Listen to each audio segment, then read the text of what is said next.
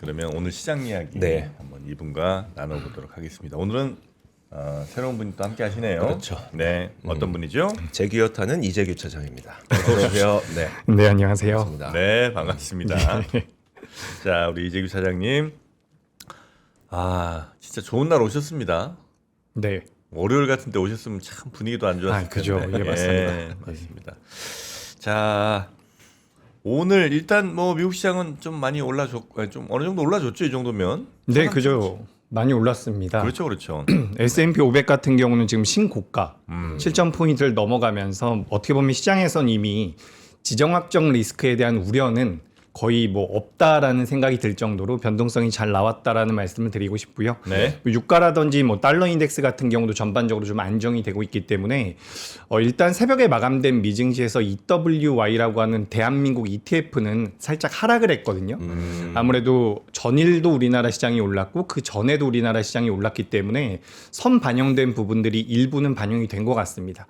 그래서 일단 장 초반에는 봐야 될 것 같은데 지금 제가 방송 좀 기다리면서 봤더니 뭐 헤즈볼라와 휴전을 하겠다라는 내용들도 좀 나오고 있더라고요. 네. 헤즈볼라였나요? 레바논이었나? 레반. 네, 그래서 이제 휴전 이야기가 나와주면서 어떻게 보면 개장하고 나서도 시장 흐름 자체는 나쁘지 않을 것 같습니다. 다만 우리가 지금 약 2주 정도 제가 세어보니까 12거래일 동안 종합주가지수 기준으로 15% 넘게 올라왔더라고요. 그래서 단기적인 조정의 가능성은 어느 정도 염두를 하면서 시장을 본다면 뭐 그렇게 나쁜 시장은 없을 것 같습니다. 당분간. 네. 이렇게 좀 말씀드리겠습니다. 안 그래도 네. 어제 미국 시장 보는데 마이크론하고 샌디스크가 빠졌어요. 예, 맞아요. 그래서 사실 메모리는 계속 가는 거 아닌가라고 하는데 또 이제 미국 시장 전체의 분위기보다는 메모리의 분위기가 우리랑 동조화됐었잖아요. 그죠. 이런 게 우리나라에 좀 부정적일까라는 생각이 드는데 어떠세요? 네. 그죠. 굉장히 의미 있는 부분이라고 생각이 돼요. 우리 지금 새벽에 마감된 미증시에서 계속 새벽에 마감된 미증시라고 하는데 그 필라델피아 반도체 지수가 장중에는 계속해서 하락하고 있었어요. 끝나기 전에는 살짝 상승 전환이 되긴 했지만 전반적으로 안 좋은 모습이 나왔기 때문에 안 좋다라기보다는 좀 둔화되는 모습이 나왔죠. 근데 앞서 말씀드렸던 것처럼 단기적으로 좀 많이 올라왔기 때문에 그에 따른 뭐 반대의 매물이 좀 나올 수도 있는 거고 네. 전반적인 흐름 자체는 저는 우상향을 이어갈 가능성이 높다라고 생각이 됩니다. 만약에 오늘 조정이 나온다라고 한다면 그것도 역시나 너무 부담스러운 조정은 아니고 어떻게 보면 반도체 쪽에 대한 관심이 없거나 그동안 관심이 없다가 다시 한번 매수를 해보고 싶다라고 생각을 하시는 분들 입장에서는 이번에 만약에 조정이 나온다라고 한다면 그걸 또 기회로 삼아볼 필요가 있지 않을까라고 생각이 되고요. 네. 우리가 지금 반도체 같은 경우는 슈퍼사이클이 과거에도 있었습니다. 2018년도에 반도체가 슈퍼사이클이라고 이야기를 했었는데 당시에 전체 우리나라 시장에서 반도체 쪽에서 차지하고 있는 영업이익의 비중 자체가 40% 정도였거든요. 근데 지금 올해 같은 경우는 60%, 64%까지 올라온다라고 하니까 40%에서 64%가 된다라는 것은 60% 정도가 성장을 한다라는 거죠. 그래서 과거에 비해서 훨씬 더 강력한 슈퍼사이클에 들어와 있다. 이런 관점으로 좀 보시면 좋은데 어쨌든 새벽에 미증시에서는 뭐 ASMR이 향후 2분기 가이던스에 대해서 약간 부정적인 내용들이 좀 나왔거든요. 네. 그럼 전반적으로 장비주들이 조정을 받았기 때문에 ASML이요? 그죠. 네네. ASML 같은 경우는 실적이 그렇게 좋지가 못했고 실적은 잘 나왔는데 네. 2분기 가이던스가 시장이 그런 예상치를 하회했습니다.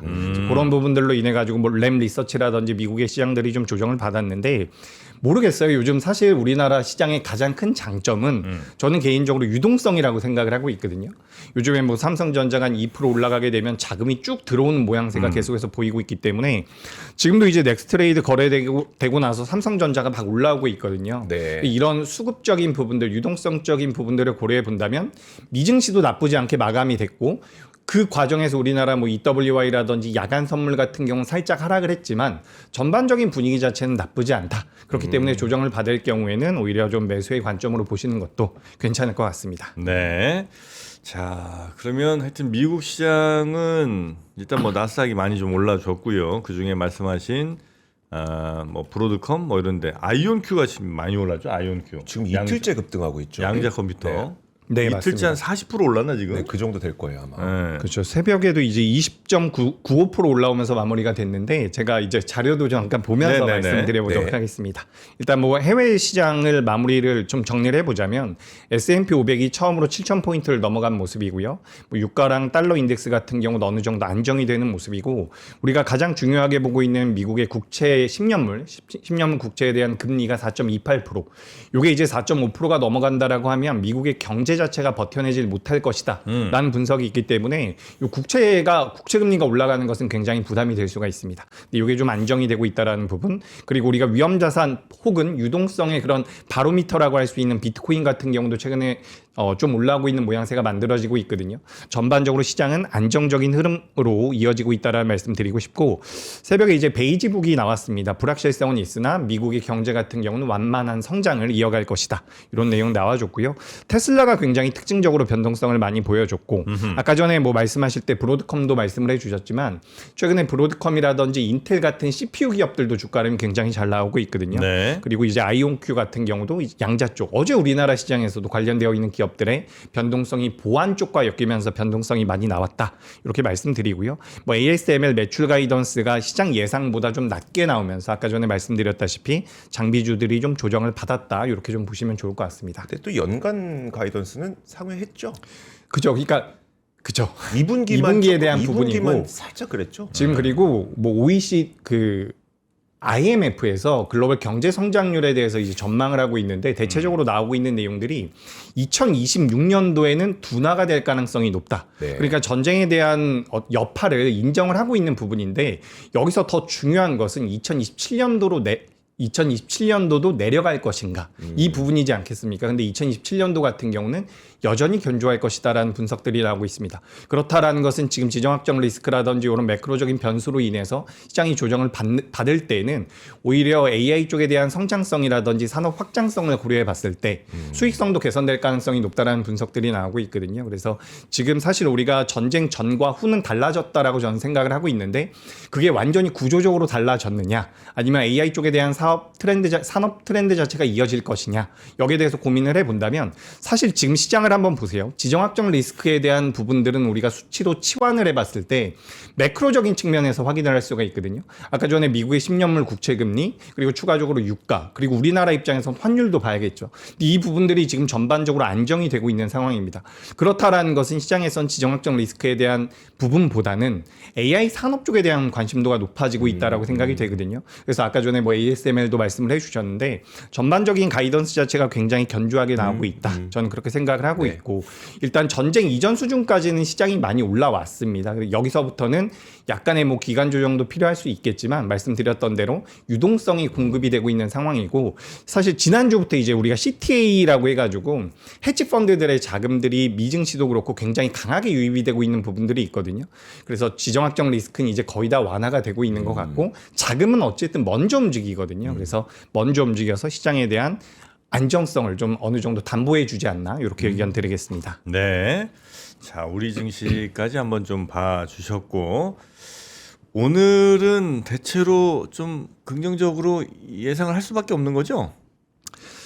아니면 저는 만약에 오늘 우리나라 시장이 갭상승이 좀 크게 나온다면 코스피가 이제 뭐 1%나 2% 이렇게 올라서 시작을 하면 후반이 조금 후반에는 애매할 수도 있을 것 같습니다. 아, 그래요? 왜냐하면 이게 아까 전에도 잠깐 말씀드렸는데 우리나라 코스피 같은 경우는 지금 화면에 보이는 게 SK 하이닉스고요. 요게 이제 우리나라 코스피인데 코스닥이죠. 코스닥이고 코스피를 잠깐 보여드리자면 저점대가 3월 31일입니다. 이때 종가가 5,050포인트거든요. 네.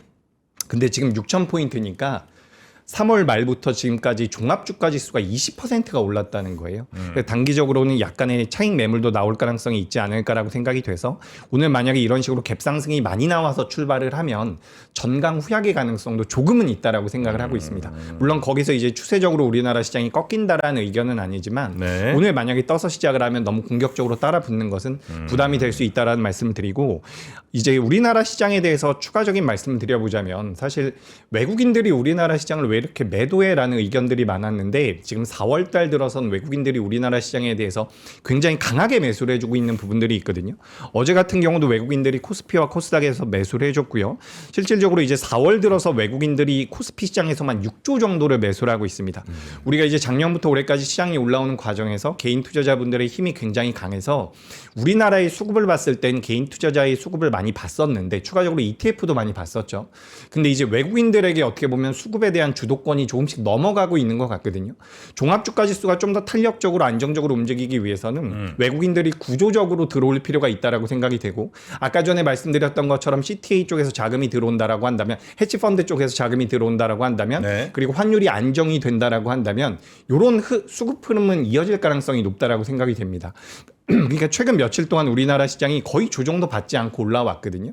이 과정에서 오히려 개인 투자자분들이 매도를 하셨어요.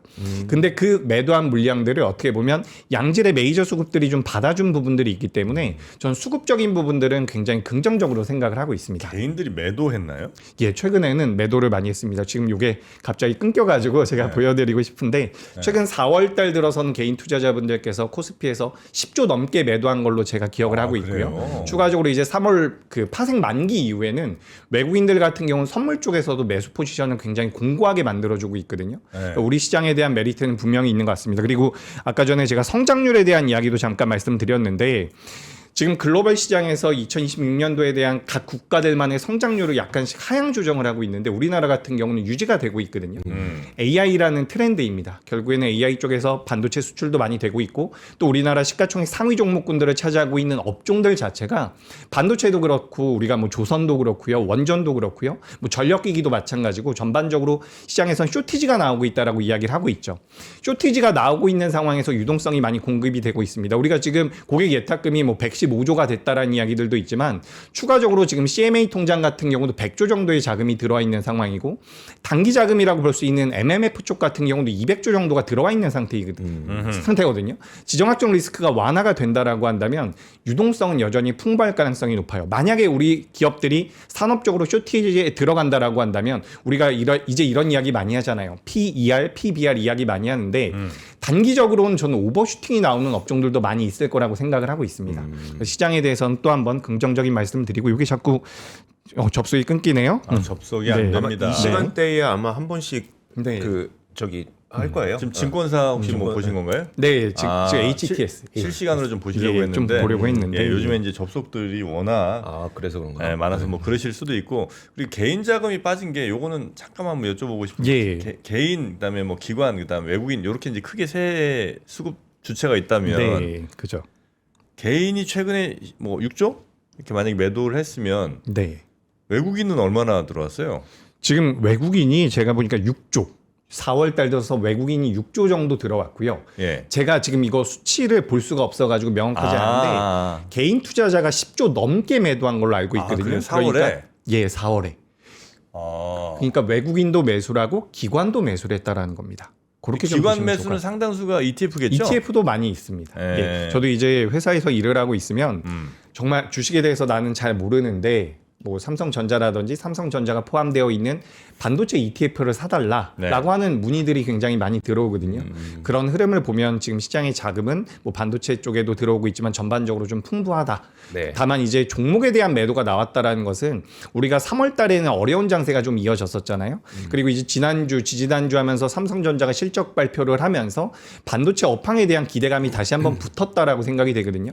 그러니까 상대적으로 약했었던 종목들을 매도를 해서 ETF로 들어오는 자금들은 좀 있는 것 같은데 그동안 종목을 보유하셨던 분들 같은 경우는 이래저래 변동성이 굉장히 많이 나오고 내가 판단하고 고민해야 될 게 많다 보니까 ETF 쪽으로 자금이 좀 넘어간 것 같긴 합니다. 네. 자, 여튼 뭐 수급에 있어서도 개인들이 4월달 들어서는 좀 매도를 많이 했군요. 저는 이제 계속 개인만 맨날 산다 생각을 했는데 오히려 전체적으로 이렇게 따져보면 맞습니다. 개인이 좀 매도가 있었고, 자, 하여튼 개인들은 대체로 올라갈 때 팔죠. 사실 요즘에 개인 투자자분들께서 매매 패턴이 너무 잘 맞아떨어져서 네. 잘하고 계십니다. 잘하고 계신데 최근 한 달 동안은 어쨌든 외국인들이 매수, 개인들이 매도를 하고 있어요. 근데 여기서 우리가 생각을 해봐야 되고 고민을 해봐야 되는 부분이 뭐냐면 지금 종합주가 지수가 한번 급락이 나왔다가 반등이 나왔잖아요. 삼성전자가 실적으로 57조를 내놓으면서 반등이 나왔는데 그 시점이 어느 정도 시점이냐면 우리나라가 2월 말에 고점이 나왔습니다. 네. 그리고 3월 달 한 달 내내 조정을 받았거든요. 그러니까 생각보다 우리나라의 조정 기간이 길어졌다라고 저는 보여져요. 그러니까 지정학적 리스크가 처음 시장에서 이야기가 나왔을 때는 빨리 끝날 수 있다라는 얘기도 있었고 네. 근데 그런 과정에서 일련의 과정에서 조정을 충분히 받았다라고 보는 거죠. 근데 삼성전자가 올라온 이후에 다수의 투자자분들께서 무슨 생각을 하냐면 여기서 올라오면 좀 매도를 해야지. 그러니까 시장 자체가 조정을 받지 않고 저는 쭉쭉쭉 올라왔다라고 생각이 되거든요. 근데 오늘은 일단은 이격이 좀 벌어져 있는 상태이기 때문에 오늘 갭상승이 나온다면 또 올라갈지 여부는 잘 모르겠어요. 솔직하게 잘 모르겠는데 지금 이제 개인 투자자분들께서 지난 일주일 동안 뭐 며칠 동안 매도한 것은 조금 아까울 수도 있겠다라는 생각이 들거든요. 근데 전체적인 큰 그림을 보자면 우리 시장에 대한 뭐 외국인들의 자금도 유입이 되고 있고 말씀드렸던 대로 우리나라 시가총액 상위를 구성하고 있는 업종군들 자체가 저는 굉장히 매력적이라고 보여지기 때문에 시장에 대한 우려는 많이 하지는 않고 있습니다. 네. 그래서 이제 반도체 그리고 수급은 더 들어올 걸로 기대되는데 불안했던 매크로 요인들은 완화되니 예, 긍정적이지만 단기간에 너무 빨리 오른 게 약간 부담이 되긴 한다. 네, 그죠. 이게 딱 시황의 정리. 네, 맞습니다. 자, 그러면 뭐 우리 시장에 또 영향을 줄 만한 여러 뉴스들도 아마 정리를 해주신 것 같은데요. 하나하나 네. 좀 살펴볼까요? 네, 일단 뭐 미국과 이란의 2차 종전 협상 기대감이 계속해서 붙고 있는 거죠. 사실 어떻게 보면 유가도 마찬가지고요. 달러 인덱스도 마찬가지고 변동성이 굉장히 제한적이라는 말씀을 드리고 싶거든요. 우리가 매번 뉴스를 보고 저 같은 경우도 매번 뉴스를 안 보려고 노력을 합니다. 요즘에는 정보가 너무 많아가지고 자주 안 보려고 하는데 우리가 뉴스만 보면은 이게 계속해서 발발되면서 확전이 될 것 같기도 하고 아직까지도 불확실성이 많은데 우리가 이런 이벤트들이 생겼을 때는 무조건 수치를 보는 게 좋습니다. 환율이 어느 정도 움직이고 있는지 유가가 어느 정도 움직이고 있는지 가장 중요한 것은 최근에는 미국의 국채금리라고 보시면 좋을 것 같고 국채금리가 많이 올라가게 되면 기업이든 가게든 모두 다 부담이 되기 때문에 그걸 올라가지 못하게 만드는 거예요. 그런 관점으로 보시면 좋을 것 같은데 미국과 이란의 2차 종전 협상 기대감이라고 적어놨지만 유가와 환율, 미국의 10년물 국채금리가 조금 더 중요하다라는 말씀을 전해드리도록 하겠습니다. 그리고 시장은 언제든지 좀 빠르게 움직여요. 제가 오늘 이 말씀을 많이 드리고 싶은데 사실 시장에서 이야기하고 있는 내용들은 이미 좀 선반영되어 있는 부분들이 많이 있거든요. 그래서 오늘 제가 방송 말미에도 우리는 이제 다음을 좀 준비해야 됩니다라는 말씀 드릴 거니까 한번 들어보시면 좋을 것 같고요. 2026년도 이제 우리나라 뭐 코스피에 대한 내용이긴 한데 PER이 8배 기준으로 봤을 때 5,800포인트 정도가 지금 계산이 되고 있거든요.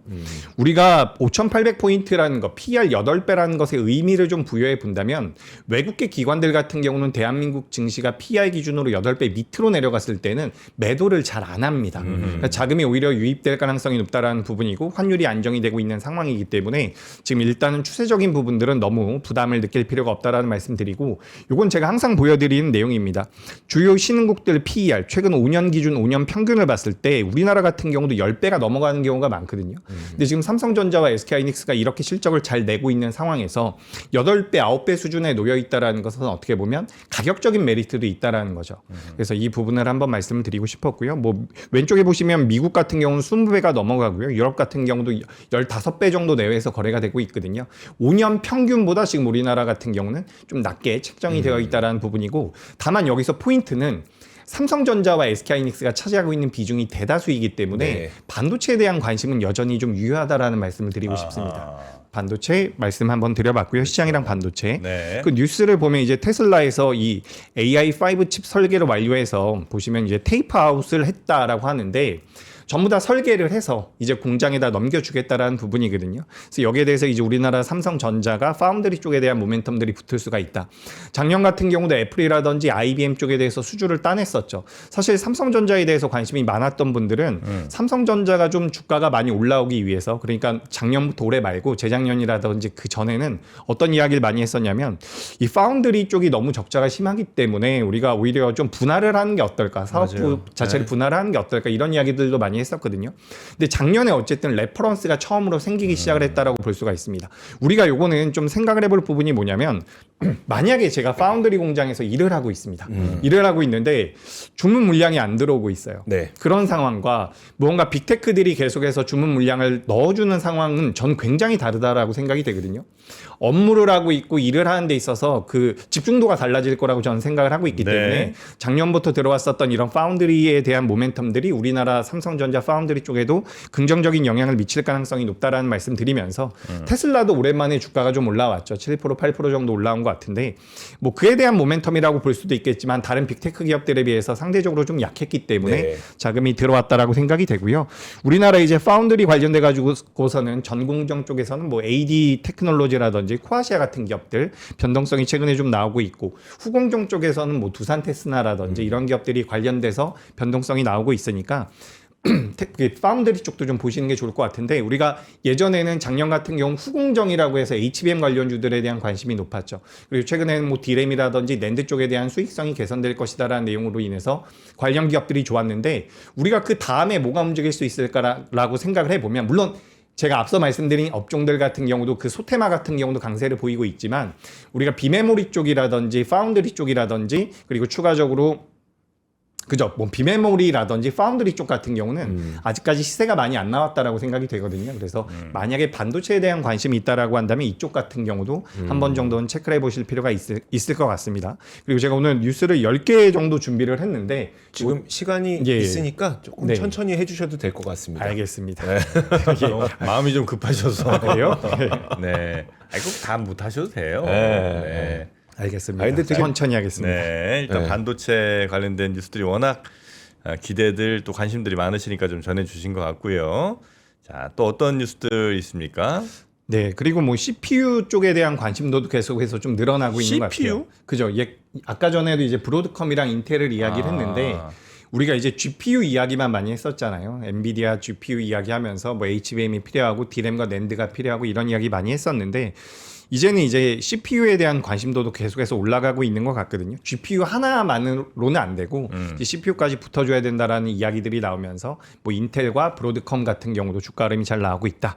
우리 사실 여기와 관련되어 있는 우리나라 기업들 같은 경우는 뭐 디자인하우스라든지 이런 네. 기업들을 좀 봐보시는 것도 괜찮을 것 같긴 해요. 아까 전에 뭐 AD 테크놀로지라든지 이런 기업들 말씀드렸고 뭐 규모가 작은 기업들로는 몇 개 있긴 합니다. 다만 전체적인 큰 흐름에서 봤을 때는 최근 아직까지는 이쪽보다는 뭐 낸드 쪽 같은 경우는 상승하는 속도 자체가 D램보다는 좀 늦게 형성이 되고 있거든요. 그래서 최근에 뭐 샌디스크라든지 키옥시아의 주가 흐름이 굉장히 좋았는데 그에 따른 모멘텀 같은 경우도 삼성전자와 SK하이닉스가 조금 더 받아갈 가능성도 있지 않을까라고 보여져요. 전반적으로 이게 이제 지정학적 리스크가 끝나고 나면 AI 쪽이 과연 공고할까라는 고민이 저는 있었거든요, 개인적으로. 근데 얼마 전에 엔트로픽에서 뭐 작년에 연환산 기준으로 했을 때 90억 달러 정도의 수익이 나오고 있었는데 지금 300억 달러로 급격히 늘어났다라고 이야기가 되고 있습니다.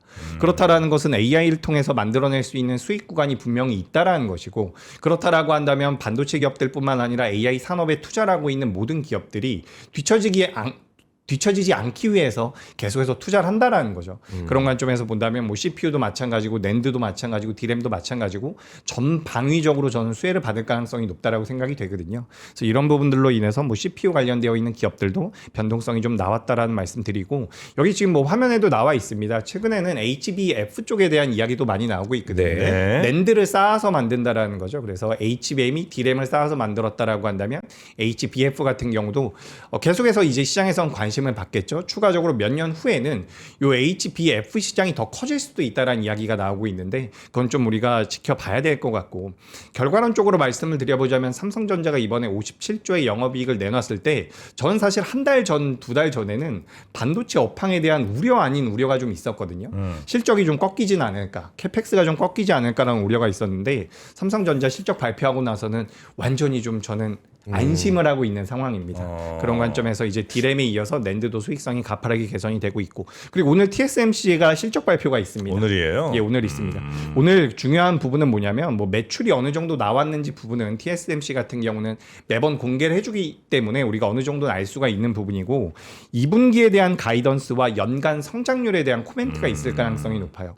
그로 인해서 어제 ASML이 약간의 미스가 났는데 네. 오늘 이제 TSMC 같은 경우도 지켜볼 필요는 있지 않을까. 오늘 3시에 나오는 걸로 알고 있으니까 네네. 이런 부분들까지 좀 체크를 해보시면 될 것 같습니다. ASM은 사실 장비를 납품하는 곳이니까 네. 증산을 얼마나 할지에 따라서 본인들의 이제 실적 전망이 달라지는 걸 거고 그죠. TSMC는 실질적으로 그 장비를 이용해서 메모리를 얼마나 만들 겁니까?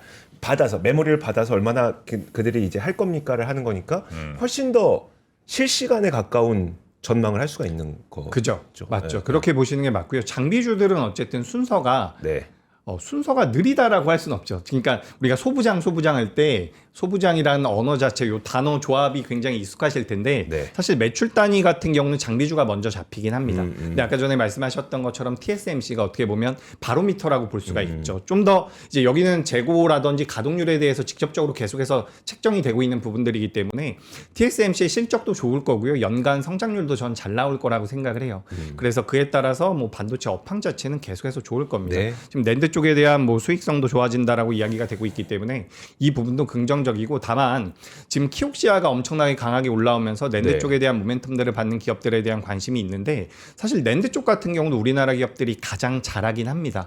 근데 중요한 것은 삼성전자에서 낸드 쪽이 차지하고 있는 캐파가 어느 정도일 것이냐, SK하이닉스 전체 매출에서 낸드가 어느 정도 차지하느냐를 본다면 생각보다 미비하다라는 거죠. 미미하기 때문에 시장에서의 변동성은 다른 기업들이 좀 더 많이 나왔다라는 관점으로 보시면 좋을 것 같은데, 뭐 구조적으로는 낸드 쪽에 대한 투자를 많이 안 했기 때문에 어떻게 보면 계속해서 거기도 쇼티지가 나오겠죠. 가격적인 메리트가 부각이 될 가능성이 높다라는 관점으로 본다면 반도체 쪽은 여전히 굉장히 좋은 모습을 보일 가능성이 높다, 이렇게 의견 드리겠습니다. 그래서 네. 만약에 일본 투자도 익숙하신 분들이라면 낸드 바라보시는 분들은 키옥시아 해야 되나라는 생각을 저도 하기도 했거든요. 이건 어떠세요?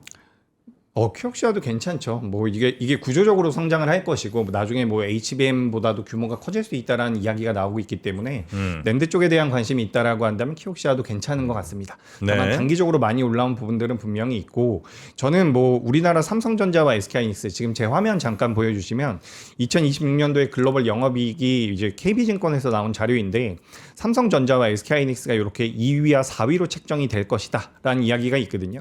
지금 뭐 엔비디아가 시가총액이 6천조가 넘어가는 상황입니다. 이걸 네. 고려해 본다면 반도체가 사이클 산업이라고 하더라도 저는 추가적인 상승 여력은 있지 않을까라고 생각이 되고, 추가적으로 삼성전자 같은 경우는 주주환원 쪽에 대한 모멘텀도 우리나라 정책적으로서 받아갈 수가 있거든요. 그런 부분들을 고려해 보면 뭐 내가 낸드 쪽에 대한 관심이 있다라고 한다면 키옥시아도 괜찮지만, 전반적으로 반도체 종합업체에 대해서 관심이 있다라고 한다면 삼성전자와 SK하이닉스도 매력적이라는 말씀을 드리고 싶고, 지금 삼성전자, SK하이닉스 최근에는 SK하이닉스의 주가름이 좀 더 가파르게 나오고 있지만 연간 기준으로 따져봤을 땐 두 기업 모두 다 75% 정도가 올라왔거든요. 거의 비슷해요. 네, 거의 비슷하게 올라왔고 마이크론이 한 60% 정도가 올라왔습니다. 그래서 뭐 키 맞추기가 좀 진행될 가능성도 있겠지만 같이 움직일 것이다 라는 관점, 그리고 추가적으로 저희 증권사에서 이제 SK하이닉스에 대한 목표 주가를 200만 원까지 상향을 했습니다. 이게 당장에는 조금 먼 이야기 같지만 네. 100만 원을 가장 먼저 이야기했던 게 저희 증권사였거든요. 아, 그래요? 실제로 이제 100만 원짜리가 나왔기 때문에, 100만 원이 넘어갔기 때문에 우리가 이 구조적인 변화에 대해서 계속해서 집중을 하고 있더라고요. 그러니까 반도체 같은 경우는 PBR, 사이클 산업이라고 이야기를 하면서 수요 자체가 줄어들게 되면 주가가 크게 밀리는 그런 산업적인 특성이 있었는데, 그 부분들이 이제 장기 계약과 추가적으로 구조적인 인프라 성장을 통해서 PER로 계산을 해야 된다라는 그런 이론 아닌 이론을 이제 이야기했었던 게 저희 증권사 연구원이거든요. 근데 여기서 이제 200만 원까지 나오고 있고, 삼성전자 같은 경우는 40만 원까지 이야기를 하고 있기 때문에 이런 부분들을 고려해 본다면 그 경로는 어떻게 될지 모르겠지만 그 논리 자체는 저는 받아볼 필요가 있다라고 생각이 되거든요. 네. 그래서 반도체 같은 경우는 여전히 좀 긍정적으로 볼 필요가 있겠다, 이렇게 의견 근데 드리겠습니다. 이 가격, 그러니까 지금의 반도체 가격이 설령 유지된다 하더라도, 그러니까 지금보다 더 많은 상승을 기대하기 좀 어려운 거 아니에요? 그러니까 이보다 더 가격이 많이 올라주면 뭐 더 또 200만 원 가겠지만, 지금도 너무 높다는 얘기들이 많은 반도체 가격인데 여기서 더 위로 가긴 좀 힘들 거 아니에요? 그러니까 이게 중요한 것은 네. 어쨌든 그 하이퍼스케일러라고 이야기를 하죠. 우리가 생각을 좀 이렇게 해볼 필요가 있는 것 같습니다. 우리가 주식 투자를 하는 입장이지만 사실 빅테크 기업들이나 하이퍼스케일러의 뭐 CEO나 그들의 입장에서는 사실 여기서 내가 반도체에 대한 투자를 줄인다라고 하면 메모리 쪽에 대한 투자를 줄인다고 하면 네. 그들은 완전히 고사당할 수 있다라고 저는 생각을 하고 있거든요. 그들 같은 경우는 본인들의 생존이 놓여 있는 네. 문제이기 때문에 계속해서 투자를 할 가능성이 높겠죠. 그래서 이제 삼성전자와 SK하이닉스 같은 경우도 장기로 계약을 하겠다라고 이야기를 하고 있는 거고 사실 뭐 수요가 없는 상황에서 장기로 계약을 하겠다 가격을 올려서 받겠다라고 한다면 이 삼성전자와 SK하이닉스도 바보는 아니죠. 그러니까 제가 요즘에 좀 느끼는 것은 삼성전자와 SK하이닉스가 약간 전략이 달라지는 것 같거든요. SK하이닉스가 살짝 보수적으로 바뀌는 것 같고 삼성전자는 여전히 좀 더 공격적으로 밀어붙이는 것 같은데 전반적인 흐름을 보자면 메모리 사이클이 어쨌든 우리가 경험해 보지 못한 사이클이잖아요. 그래서 지금 영업이익 같은 경우도 뭐 300조, 우리나라 연간 재정이 제가 알기로는 700조 정도 나오는 걸로 알고 있거든요. 2025년, 6년도, 7년도 지나가면 삼성전자와 SK하이닉스가 그만큼 벌어들입니다. 굉장히 큰 자금이라고 보시면 좋을 것 같고 우리가 어쨌든 밸류를 기준으로 따져봤을 때 우리나라 시장으로 자금이 들어올 만한 여건들은 갖춰져 있다라고 생각이 되거든요. 얼마 전에 WGBI 채권 지수에 우리나라 편입이 되면서 뭐 환율이라든지 환시장이 좀 안정될 수 있다라는 이야기가 나왔고 추가적으로 우리나라 정부에서 정책적으로 계속해서 증시를 부양하겠다라고 이야기를 하고 있죠. 제 고객분 중에서도 자산이 굉장히 많으신 분이 있는데 건물을 가지고 계시대요. 근데 그분도 건물이 매각이 되면 주식 투자를 하고 싶다라고 이야기를 하시거든요. 근데 지금 매각은 안 되고 있다라고 합니다. 그러니까 시장에 대한 관심도가 과거와는 다르다. 우리가 분명히 과거에도 증시에 대한 부양책이 나왔고 증시를 부양하겠다라고 했지만 지금 저는 결과로 보고 싶거든요. 결과라는 것은 종합주가지수가 4,000포인트, 올해 연초에 4,000포인트였습니다. 지금 6,000포인트까지 올라왔죠. 이거는 뭐 개인 투자자분들의 역할도 있었겠지만 글로벌 시장에서의 관심도 역시나 대한민국 증시가 좀 바뀌려나 보다. 그래서 우리가 고질적으로 받았었던 저평가에 대한 우려가 없어진다라고 한다면 삼성전자와 SK하이닉스 같은 경우는 저는 조금 더 높은 밸류를 받아도 되지 않을까 이렇게 좀 생각을 하고 있습니다. 자, 그리고 또 소프트웨어 쪽이 그러니까요. 네. 다시 또 조금 각광을 받나요? 네, 일단 뭐 낙폭이 너무 컸었기 때문에 예. 오라클이라든지 이런 기업들이 반등이 좀 나왔는데 엔트로픽을 통해 가지고 이 소프트웨어 기업들의 뭐 사업 구조 자체가 좀 망가질 수 있다라는 분석들이 있었는데 협업을 하겠다 이런 내용들로 좀 만들어지면서 다시 한번 좀 시장에서 반등이 나왔다라는 관점으로 보시면 좋을 것 같습니다. 그래서 사실 크게 중요한 내용은 아닌 것 같아가지고 간단하게 좀 넣어봤고요. 네. 그리고 어제 우리나라에서는 이 스테이블 코인과 관련되어 있는 내용들이 좀 부각이 됐던 것 같아요. 뭐 카카오페이라든지 카카오뱅크라든지 LG CNS 같은 기업들이 있는데 뭐 한국은행 총재 후보가 원래는 스테이블 코인 쪽에 대해서 굉장히 부정적인 발언을 했던 걸로 알고 있거든요. 근데 이제 열린 관점으로 변화가 생겼다라고 이야기를 하면서 시장에서 관심도가 좀 높아졌다라고 보시면 좋을 것 같습니다. 우리나라뿐만 아니라 미국에서도 스테이블 코인에 대한 관심도가 굉장히 높고 사실 스테이블 코인과 비트코인이라든지 이런 가상자산은 다른 거예요. 다른 건데 지금 비트코인을 비롯해서 뭐 이더리움이라든지 가상자산 같은 경우도 저점대에서 어느 정도 반등을 해주고 있기 때문에 전반적으로 위험자산뿐만 아니라 유동성이 시장에 다시 한번 공급이 된다라는 관점으로 봤을 때는 스테이블 코인 같은 경우도 변동성이 나왔다 이렇게 좀 말씀드리고 싶고요.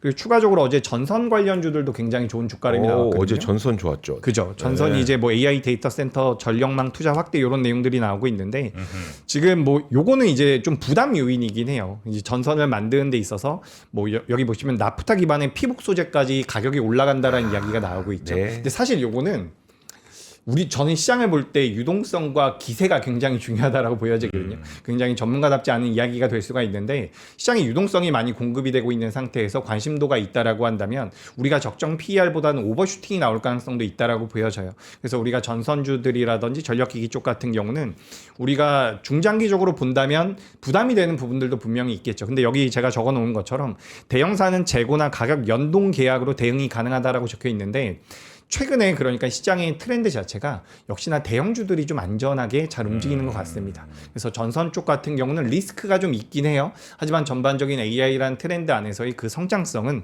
무시할 수가 없다. 그래서 여전히 이런 내용들이 시장에서 부각이 되고 있다라는 말씀 드리고 싶고요. 전선 기업들도 이 가격 연동을 해놨다는 겁니까 지금? 그렇죠. 이제 대형주들 같은 경우, 대형 기업들 같은 경우는 연동을 해놨다라고 보시면 좋을 것 같고, 사실 뭐 전선뿐만 아니라 우리가 화학주들이라든지 정유주들 같은 경우도 자동차도 마찬가지고요. 대부분 이제 환해지를 해놔요. 그러니까 그들 같은 경우도 리스크 관리를 하기 때문에 사실 이런 변동성이, 그러니까 뭐 유가가 뛴다라거나 달러가 강세를 보이고 원화가 약세를 보일 때도 대체적으로는 그게 장기화되지 않는다면 네. 기업들마다 전부 다 거기에 대한 해지는 해놓고 있는 부분들이 있거든요. 근데 이제 전선 쪽 같은 경우를 제가 이렇게 좀 말씀드린 것은 어제 변동성이 좀 나와서 그와 관련해서 말씀드린 거고, 우리가 뭐 HD 현대일렉트릭이라든지 LS 일렉트릭이라든지 이런 기업들이 있잖아요. 변압기 쪽과 관련되어 있는 기업들. 변압기 같은 경우는 영업이익률이 전선 쪽보다 잘 나옵니다. 네. 주가의 변동성이 먼저 나왔다라고 보시면 좋을 것 같고, 추가적으로 이제 우리나라에서 전선이라고 한다면 LS 전선이라는 기업이 굉장히 크거든요. 매출. 비상장이죠. 영업이 잘 나오거든요. 근데 이제 LS 같은 어제도 그렇고요. 최근에 이제 지주사들이 다시 한번 변동성을 보이고 있는데, 비상장사 중에서 실적이 잘 나오는 비상장사를 자회사로 가지고 있는 지주사 같은 경우도 네. 앞으로는 계속해서 좀 부각될 가능성이 있지 않을까라고 생각이 돼요. 그런 관점에서 이제 고객분들의 그 반응은 좀 어떠세요? 어쨌든 LS 전선이 뭐 HVDC도 전 세계에서 4위 네. 뭐 만들 수 있는 전선을 만들 수 있는 거의 뭐 네 손가락 안에 꼽히는 그런 기업이니까. LS가? 예. 그런데 좋긴 한데 계속 그 얘기는 하잖아요. 네. 이거 상장? 맞아요. 예. 그 분위기에 대해서 좀 어떻게 보세요, 고객분들이? 그죠. 일단은 이게 오히려 그냥 LS란 기업을 좀 더 보게 되는 명분이 아닌가라고 생각이 돼요. 지금 LS가 가지고 있는 여러 가지 자회사 중에서 우리가 LS 전선 이야기 많이 하는데, 실질적으로 매출은 LS 전선이 제일 많지 않습니다. 다른 자회사가 있어요. 제가 지금 이름이 생각이 안 나는데, LS 전선 중에서 LS 그룹 중에서 가장 매출이 많이 나오는 기업은 다른 기업이고, 영업이익이 많이 나오는 것은 LS 전선이 맞습니다. 근데 이 두 기업 모두 다 지금 상장을 못 시키게끔 정부에서 정책적으로 만들려고 하고 있거든요. 네네. 그렇다라고 한다면 비상장사 중에서 가치가 있고 추후에 성장성을 가지고 있는 기업을 가지고 있는 그 지주사라고 한다면 메리트가 좀 부각될 가능성이 높지 않을까라고 생각이 돼서, 뭐 우리가 CJ 올리브영 이야기하면서 CJ도 이야기 많이 하고요. 네. 그리고 LS도 이야기를 많이 하는데, 이런 지주사 같은 경우는 어떻게 보면 뭐 정책적인 모멘텀들이 좀 더 이어질 수 있지 않을까라는 관점에서 저는 긍정적으로 보입니다. 네. LS 에코에너지? 아니 SX 솔루션. 거기가 제일 제가 매출 알기로는 많은데? LS M&M이라는 기업이 있었던 것 같아요. 니코동재련. 네, 네네. 근데 제가 옛날 니코동재련. 정확하게 기억이 안 네네. 나요. 저희 이거는 다 없는 얘기로 하시죠. LS 네. 에코에너지는 전선 쪽에 대한 사업을 영위하고 있고, LS 에코에너지 같은 건 굉장히 특이한 게 네. 베트남 쪽에 히토류 사업을 진행을 하고 있거든요. 그러니까 베트남이 전 세계에서 히토류 기준으로 했을 때 부존량이라고 표현을 하더라고요. 부존량이 2위인 국가가 베트남이라고 하기 때문에 우리가 지금 원자재, 제가 아까 전에 전선 이야기하면서도 잠깐 원자재에 대한 부분들, 구리 가격에 대한 부분들을 말씀드리고 싶었는데, 이번에 지정학적 리스크가 끝나고 나서도 원자재 쪽에 대한 관심도는 여전히 높은 것 같아요. 어제 같은 경우도 뭐 2차 전지 중국에서 내용이 어제 좀 나왔었죠. 무슨 황 관련돼서 수출을 통제하겠다. 네네. 이런 내용들 나오면서 변동성이 시장에서 다시 한번 커지고 있는 것 같은데, 에너지 안보라든지 원자재 쪽과 관련되어 있는 기업들 같은 경우도 우리가 이번 지정학적 리스크를 통해서 만들 수 있는 투자 아이디어 중에 하나가 아닐까, 이렇게 좀 생각이 됩니다. 그러니까 최근에 전선이 오른 거는 이 전선도 결국은 나프타도 쓰고 구리도 쓰고 알루미늄도 쓰는데, 이 원자재 가격이 전쟁 때문에 다 올랐는데 휴전 기대감 있으니까 어쨌든 시황 업황은 좋고 가격이 낮아질 것에 대한 기대감, 이런 게 있어서 주가는 올랐다, 이렇게 이해하면 되는 걸까요?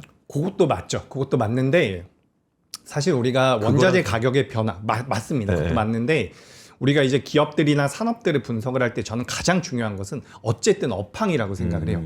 원가의 변동성이라든지 지정학적 리스크로 인해서 단발적으로 나오는 상황들보다는 이 기업이 본업에서 잘하고 있느냐, 그 본업에 대한 업황 자체가 계속해서 좋을 것이냐, 이 부분에 대해서 집중할 필요가 있다라고 본다면, 원가에 대한 부분도 어떻게 보면 구조적인 부분에 대한 추후의 개선 가능성에 대한 모멘텀이 될 수가 있지만, 결국엔 전선 쪽에 대한 수요가 늘어날 가능성이 높다. 뭐 데이터 센터도 마찬가지지만 노후망 교체 뭐 이런 부분들까지 고려를 해본다면 그런 부분들이 어떻게 보면 전선주에는 수혜로 작용될 가능성이 높지 않을까라는 말씀드리겠습니다. 네. 다음으로 2차 전지 한번 볼까요? 네, 2차 전지도 요즘에 구조적 전환 가능성에 대해서 좀 야기가 되고 있는 것 같습니다. 중동 리스크로 인해서 연료 가격이 급등을 했죠. 그러면서 전기차에 대한 경제성이 어느 정도 부각되고 있다라고 하는데, 뭐 여기 보시면은 뭐 베트남 내연기관에서 전기차 전환 비중 절반 이상 확대가 되고 있다. 그러니까 전 세계적으로 전기차 쪽에 대한 수요가 다시 한번 조금씩 늘어날 수 있다라는 분석들이 나오고 있어요. 특히 2025년도 12월 달 같은 경우는 유럽 쪽에서는 전기차 판매량이 역대급으로 나왔거든요. 그리고 최근에도 이제 뭐 미국이라든지 다른 국가들은 안 좋았는데 사실 이 유가가 호르무즈 해협을 통해서 나오지 못한다면 가장 타격을 받는 것이 우리나라라든지 일본 같은 그래도 좀 잘 사는 아시아 국가가 아니라 이 동아시아 국가들이라고 하더라고요. 동남아시아 국가들. 그래서 이들 같은 경우는 그 전기차 쪽에 대한 관심도가 많이 높아지고 있다라는 부분이고, 여기 보시면 뭐 BYD 같은 경우도 동남아 시장에서 점유율이 급증을 하고 있다라는데, 우리가 좀 길게 본다면 최근에 이제 블룸 에너지라든지 네. SOFC 관련되어 있는 기업들도 에너지원과 관련돼서 온사이트로 부각이 되면서 그렇죠. 많이 변동성이 나오고 있죠. 지정학적 리스크 이후에 우리가 가장 많이 변했다라고 생각이 되는 것은 에너지 안보입니다. 근데 이 에너지 안보의 일환으로서 2차 전지라든지 ESS 쪽에 대한 관심도도 늘어날 가능성이 높다. 구조적인 성장이 놓일 가능성이 높다라고 보기 때문에 우리가 2차 전지 쪽은 전 여전히는 아니고 많이 좀 보셔야 되는 섹터라고 생각이 되거든요. 우리가 2차 전지 같은 경우는 전반적으로 실적으로는 아직까지 설명이 되지 않는 부분들이 있지만 정책적인 부분에 대한 수혜, 제도적인 부분에 대한 수혜를 받을 가능성이 굉장히 높다라고 생각이 됩니다. 유럽 같은 경우는 전체적인 자동차 판매 중에서 법인 차량 비중이 굉장히 높다라고 하거든요. 근데 법인 차량이라고 한다면 이게 친환경으로 진행될 가능성이 굉장히 높겠죠. 그런 부분에서, 그리고 미국이 중국을 규제함에 따라서 IRA 법안이 있었는데 유럽 같은 경우도 IAA 법안이 나와 있는 상황이고, 그렇기 때문에 전체적으로 2차 전지 업종들 같은 경우도 제가 뭐 뉴스로 준비를 해왔지만 우리나라 대기업들, 대형주들 같은 경우는 계속해서 시장의 유동성이 공급이 되는 한 관심을 가져볼 필요가 있지 않을까라는 말씀드리겠습니다. 자, 그리고 바이오도 준비를 해주셨어요? 건설? 네. 뭐부터 볼까요? 건설 갈까요? 건설 요즘 어떠세요? 아니 정프로님 어떠세요? 저도 건설 좀 보고 싶긴 한데. 건설이요? 예, 일단 요즘에 워낙 이제 관심 많다가 어젠가 그젠가 좀 빠졌죠. 네. 네. 일단 건설은 주가가 많이 올라오긴 했어요. 제가 보니까 뭐 인프라 투자에 대한 부분들, 그리고 재건에 대한 모멘텀들이 많이 붙고 있는 것 같은데, 우리가 예전에 러시아 우크라이나 전쟁했을 때와는 지금 좀 다르다라고 이야기가 되는 게, 러시아 우크라이나 쪽에는 우리나라가 투자를 했었던 기업들이 많지가 않다라고 해요. 실질적으로 미국을 통해서 매출이 나오고 있는 기업들 같은 경우는 수혜를 받을 것이다라는 분석들이 있는데, 반대로 이제 중동 쪽 같은 경우는 우리나라 기업들이 플랜트를 지어준 국가들이 굉장히 많다라고 하거든요. 네. 그래서 어떻게 보면 원시 공자에 다시 한번 수주를 줄 가능성, 발주를 낼 가능성이 높다라는 관점으로 본다면 우리나라 기업들이 부각이 될 가능성은 분명히 있겠죠. 원전 쪽 같은 경우에도 모멘텀을 받아갈 수가 있는데, 전 단기적으로는 좀 많이 올라왔다라고 생각이 됩니다. 지금 대형주들 기준으로 봤을 때 PBR이 1.5배를 넘어가는 기업들이 굉장히 많거든요. 그래서 이거를 무턱대고 따라가시기보다는 무언가 구조적인 변화에 놓여 있다라는 것을 포인트로 좀 담아두시고, 그리고 요즘 좀 그런 것도 있는 것 같아요. 제가 고객분들 만나보면 주식 투자를 처음 하시는 분들이 계시거든요. 네. 근데 주식 투자를 처음 하시는 분들은 셀트리온이라든지 APR 같은 기업들은 잘 모르세요. 근데 이제 GS건설, 대우건설, 현대건설 하면 무언가 익숙하다 보니까 네. 자금이 또 많이 들어오는 것 같기도 합니다. 내가 그 그래서- 아파트에 살고 있으니까. 예, 이게 근데 무시할 수가 없어요. 네. 삼성전자, SK하이닉스, LG전자 이런 거 굉장히 선호하시거든요. 아, 맞습니다. 근데 물론 이건 구조적인 변화기 때문에 제가 좀 가볍게 말씀드린 부분이니까. 삼성증권이 잘 되는 이유도 삼성전자 주식 살라고. 네. 삼성증권 가신다는 맞아요, 분들도 맞아요. 꽤 있습니다. 꽤 있어요. 아시겠죠? 그런가요? 예. 아직 뭐 실제로 그렇다던데. 진짜 그렇다니까요. 네, 삼성전자 살려면 삼성증권 가야 돼요 이러시더라고요. 네, 그런 분들도 계시는 네. 거고. 네, 그런 분들 다 모여서 또 주식시장이라는 게 형성이 되는 겁니다. 맞아요. 다뭐 이주호 기자처럼 똑똑한 사람들만 있는 게 아니에요. 저 같은 사람도 있는 거고. 네. 자, 여튼 그래서 건설이 지금 특히 이제 시장 처음 진입하신 분들께도 어필한 부분이 좀 있었던 것 같다. 네. 네. 그렇게 좀 말씀드리고 싶고요. 제가 제약바이오도 요즘에 너무 관심이 없어서 간단하게 준비를 했는데 네. 내일부터 그 AACR이 개막이 됩니다. 그래서 이건 일단 뭐 매년 있는 이벤트이기 때문에 굉장히 크게 확대 해석할 필요는 없는데 요걸 한번 보여드리고 싶었어요. 이게 나스닥 바이오테크 지수라고 보시면 좋을 것 같거든요. 지금 거의 전 고점에 놓여 있는 상태입니다. 조금만 더 올라간다면 신고가예요. 근데 우리나라 제약바이오 같은 경우는 뭐 3천당 제약이라든지 맞아요. 몇몇 가지 이슈들이 있어가지고 주가가 많이 빠져 있는 상태인데 금리 인하에 대한 모멘텀이 다시 한번 어느 정도 붙어주고 있는 상태에서 시장의 자금도가 다음에 어디로 갈까라고 생각을 해본다면 전 일단 코스피도 굉장히 매력적이지만 코스닥 같은 경우도 좀 보실 필요가 있지 않을까라는 생각이 들어요. 그래서 지정학적 리스크는 일단 매크로로서 안정도로 확인해 볼 필요가 있다라는 말씀 드리고 자금 이동의 방향에 대해서 우리가 좀 지금 신재생 에너지 같은 경우도 자금이 조금씩 유출이 되고 있다라고 하거든요. 그래요? 그러니까 반도체 쪽으로 다시 한번 넘어오고 있다라고 해요. 그래서 반도체 쪽 신재생 같은 경우는 오히려 장기적으로 보시면 매력적인 것 같긴 합니다. 네. 자금이 좀 이렇게 움직이고 있고 지금 시장 가만 보시면 지정학적 리스크보다는 AI 쪽에 더 꽂혀 있는 것 같습니다. 그래서 AI 쪽에 대해서 관심 계속해서 두시고 다만 이제 우리나라 시장 같은 경우는 주도권이 외국인들로 좀 넘어가고 있는 것 같아서 외국인들이 많이 매수하는 기업들이라든지 이쪽에 대한 다음 스텝에 대한 고민이 필요하지 않을까. 저는 이제 코스닥 같은 경우도 보실 필요가 있다. 코스닥의 2차 전지와 제약바이오도 마지막으로 한번 말씀드려보도록 하겠습니다. 네. 요즘 제일 뜨거운 하이닉스는 SK증권에 사야 되겠죠? 그렇죠. SK에서 딴 데 가면 안 되죠. 안 팔잖아. SK증권 아니면. 예, SK 증권에 오셔서 하시면 딱 좋습니다. 알겠습니다. 번호표 뽑으세요. 네. 자, 오늘 함께 오늘 시장 이야기 나눠주신 SK증권의 네. 이재규 차장님, 네, 오늘 고생 많으셨고 언제 한번 저희 저녁 시간에도 한번 출연 좀 해주시면 좋겠다는 생각이 좀 듭니다. 하고 계시는 이제 제가 요즘에 클로징 벨이랑 결정적 벨. 환수라고 저녁에 나오고 있습니다. 결정적 오전에는 네. 거의 처음 나왔는데 그래요. 되게 막 목 상태가 너무 안 좋네요. 아침에 예, 아침에. 또 일어난 지 얼마 안 되셔서 예. 조금 더 일찍 일어나시기 바랍니다. 알겠습니다. 자, 이재규 차장님 고생 많으셨고요. 또 봬요. 네, 알겠습니다. 감사합니다. 네, 감사합니다. 네, 고맙습니다. 자, 오늘 우리 이재규 차장님 이제 준비해 주신 정보가 워낙 많다 보니까 맞아요. 네. 그걸 다 소화하기가 아마 여러분들도 쉽지 않으셨을 텐데 그런 것도 찬찬히 한 2번씩 돌려보시면 다 잘 들리실 거고 저희 박병창 이사님 오늘은 이제 함께 못하셨습니다만 네. 이선엽 장군님 또 차영주 소장, 네. 장우진 작가, 김정열 본부장 이런 네. 분들의 정말 노하우들, 투자 노하우들 그리고 그분들만의 뷰가 담겨 있는 그 멤버십, 네. 그 구독 서비스가 있잖아요. 그렇죠. 네, 그거 교육을 조금 우리가 받아야 될 필요가 있습니다. 그럼요. 네. 저도 좀 교육을 받아야 되는데 맨날 이게 짧게 받으니까 이게 누적이 안 돼. 집중적으로 좀 이렇게 그분들께 받아야 되는데 시간 투자를 조금 해야 됩니다. 네. 그래서 그런 누적된 지식을 모두 다 볼 수 있는 게 이런 구독 멤버십 아니겠습니까? 기존에 올라왔던 뭐 그 강의 영상도 다 볼 수 있고 그다음에 오늘 발생하는 그 시시각각 시황에 대한 스파 시황도 받으실 수 있고 이런 구독 서비스도 한번 고려해 보시는 것도 좋을 것 같습니다. 네. 자, 영상 아래 링크 혹은 뭐 실시간 댓글창에 링크 있으니까 거기 따라가시면 되겠고요. 네.